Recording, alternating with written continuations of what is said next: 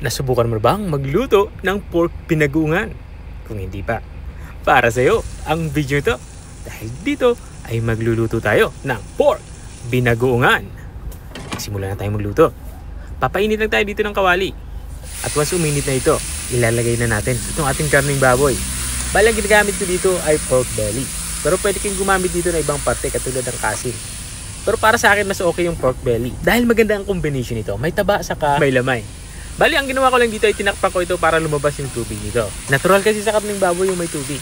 Bali, ang gagawin natin ngayon dito ay i-sear natin itong ating karning baboy hanggang sa lumabas yung mantika nito. Hindi na tayo nagdagdag dito ng mantika. Bali, ang mantika nitong ating karning baboy, ito na yung magiging pangprito niya. Makalipas nga ng ilang minutong pagpapan-fry, ito na nga, lumabas na yung mantika ng ating karning baboy. Bali, ang gagawin ko lang dito, babawasan lang natin ito. Magtitira lang tayo ng sapat para sa ating gagawing pag-igisa. At kung andyan ka pa rin at nanonood hanggang dito sa parte ng aking video, ibig sabihin na interesado ka sa aking niluluto, pwede mo na may comment kung taga saan ka para alam ko kung hanggang saan umabot ang aking video.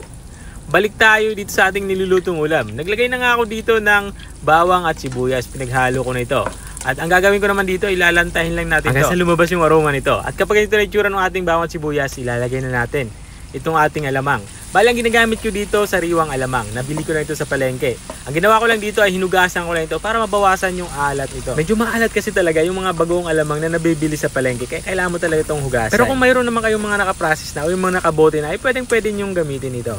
Tuloy-tuloy lang tayo sa ating paghahalo at once na nahalo natin ito ng maigi, maglalagay na tayo dito ng tubig. Kaunting tubig lang, siguro may isang basong tubig lang yung aking inilalagay dito. Papalambutin lang natin itong ating napan-fry na karning baboy. Tapos kung malagyan ito ng tubig, ay tatakpan ulit natin to. I-simmer lang natin to kahit mga 5 minuto. Makalipas ka ng 5 minuto ay binuksan ko na nga ito.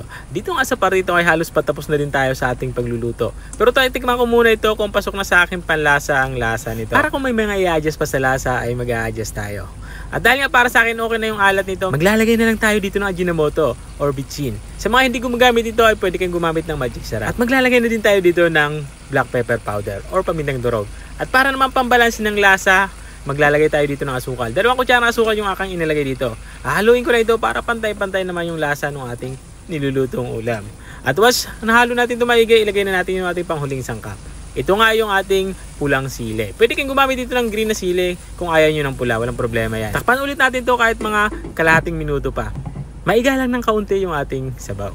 Pakalipas nga ng kalahating minuto ay binuksan ko na nga ito. Dito nga sa partito ay lutong-luto na nga itong ating ulam pananghalian. Nako, ubos na naman yung kanin nito.